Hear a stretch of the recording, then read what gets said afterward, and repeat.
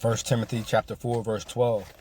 Let no man despise your youth, but be an example of the believers in word and conversation, in love and ruach, and faith and purity.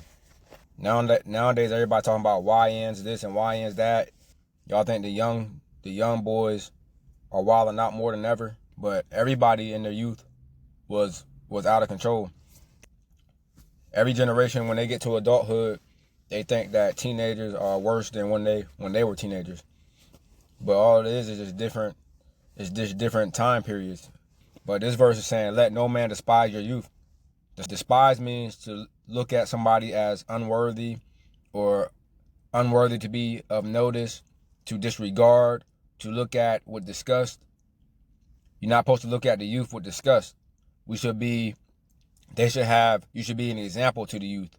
You should be, especially as a believer, especially as somebody in the way, especially as a kingdom citizen, you should not be looking at the youth the same way the world does. You should be loving them, giving them an example of what to do and what not to do, giving them an example of the kingdom, giving them an example of the word, just like this verse says. But be an example of the believers in word, in conversation, in love, in ruach, in faith, and purity. So the YNs, as everybody calls them today, should be able to look at you as a believer, should be able to look at me as a believer, should be able to look at all the kingdom citizens as what they should be doing and should not be doing. That's why it's important to know who we are. Some people think it's not important to know, oh, it don't really matter who the real people of Israel are and who the real people of Israel are not.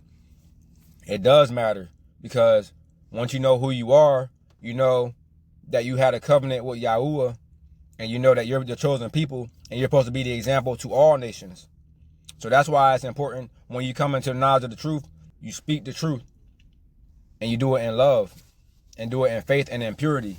So we shouldn't be bashing kids, because everybody at one point, the majority of people at one point were unruly, were wilding out, were doing things they weren't supposed to do.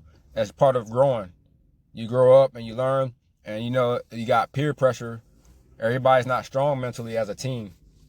Everybody's not strong mentally when they're young. You want to be cool. You want to do what everybody else is doing. You want to fit in. You want to have friends. Everybody goes through this phase. So you can't be judging somebody when you did the same thing when you were their age.